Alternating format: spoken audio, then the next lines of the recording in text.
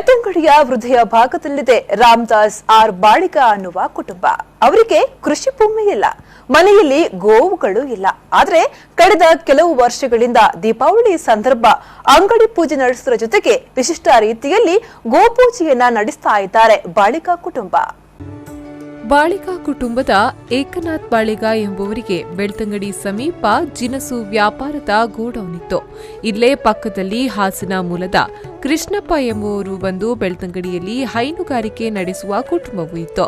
ಕಳೆದ 20 ವರ್ಷಗಳಿಂದ ಪ್ರಾರಂಭವಾದ ಇವರ ಹೈನುಗಾರಿಕೆಯಲ್ಲಿ ಇದೀಗ 20 ಅಂದಾಜು ಗೋಪರಿವಾರವಿದೆ. ಈ ಕುಟುಂಬಗಳ ಒಟ್ಟಿಗೆ ಮಂಜಣ್ಣ ಎಂಬ ದಷ್ಟಪುಷ್ಟವಾದ ಹೋರಿಯೊಂದಿದ್ದು ಬಾಳಿಗ ಸಹೋದರರ ಗೋಡೌನ್ಗೆ ಪ್ರತಿ ದಿವಸ ಬಂದು ಹೆಸರು ಬೇಳೆ ಇರುವ ಚೀಲಕ್ಕೆ ಮಾತ್ರ ಬಾಯಿ ಹಾಕಿ ತನಗಿಷ್ಟ ಬಂದಷ್ಟು ತಿಂದು ಹೋಗುವ ಕ್ರಮ ಗೋಡೌನ್ ಪ್ರಾರಂಭವಾದಂದಿನಿಂದ ನಡೆಯುತ್ತಾ ಬಂದಿತ್ತು.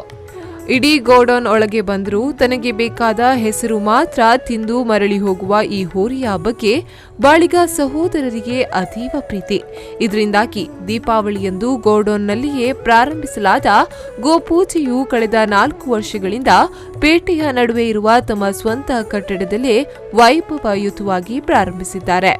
ಈ ಪೂಜೆಯ ಸಾರಥ್ಯವನ್ನ ಬಾಳಿಗ ಸಹೋದರರಾದ ದ್ವಾರಕಾ ಡ್ರೈವಿಂಗ್ ಸ್ಕೂಲ್ನ ಮಾಲಕ Yashwant R Baliga, Prashanth R Baliga, Gurunath R Baliga ಹಾಗೂ ಇನ್ನುಳಿದ ಸಹೋದರರುಗಳನ್ನ ಒಳಗೂಡಿಸಿಕೊಂಡು ಏಕನಾಥ್ ಆರ್ ಬಾಳಿಗರವರು ನಡೆಸುತ್ತಿದ್ದಾರೆ.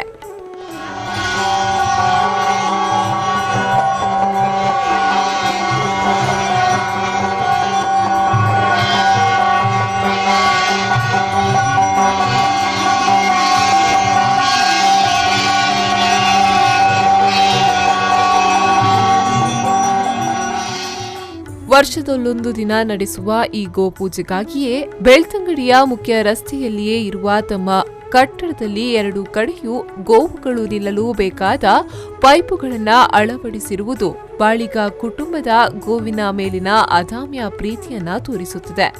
ಮಂಜಣ್ಣನೆಂಬ ಹೋರಿಯು ಕೆಲವೊಮ್ಮೆ ಹಗ್ಗ ಬಿಚ್ಚಿಸಿಕೊಂಡು ನೇರವಾಗಿ ಗೋಪೂಜೆ ನಡೆಯುವ ಬಾಳಿಗ ಕುಟುಂಬದ ಮನೆಗೆ ಬಂದು ನಿಲ್ಲುವುದು ಗೋವುಗಳಿಗೆ ಈ ಕುಟುಂಬದ ಮೇಲಿರುವ ಪ್ರೀತಿಯನ್ನ ತೋರಿಸುತ್ತದೆ.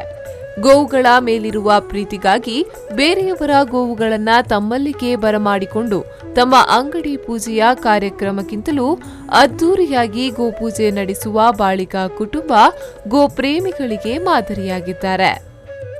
Satish, V4 News 24/7 Belthangady.